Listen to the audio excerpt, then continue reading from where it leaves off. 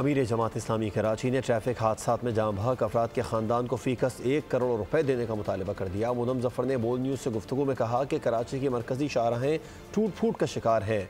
Dumper, trawler और tankers दनाते फिरते हैं।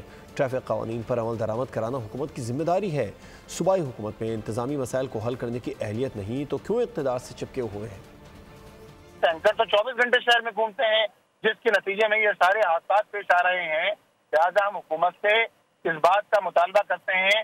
पहली बात तो ये कि जो लोग अपनी जान से गए हैं उनके मुतासरा खानदान को 1 करोड़ रुपए दिए जाएं। कराची की मरकजी शाहराहें टूट फूट का शिकार हैं। इस वक्त सूरत ये है कि शहर की सड़कों इंफ्रास्ट्रक्चर तबाह हाल है। शहर में डंपर, टैंकर और इस तरह के ट्रॉलर जो है वो दंदनाते फिरते हैं। कि प्राइम रिस्पॉन्सिबिलिटी तो हुकूमत की होती है, जिसके पास इख्तियार है, जिसके पास इदारे मौजूद हैं, जिनके पास पुलिस का महकमा है। सीएम साहब का ये कह देना कि इंतजामी मसला है, सियासी मसला नहीं है, तो भाई ये बताइए कि आपके अंदर इतनी अहलियत भी नहीं है कि आप इंतजामी मसाइल को हैंडल कर सकें।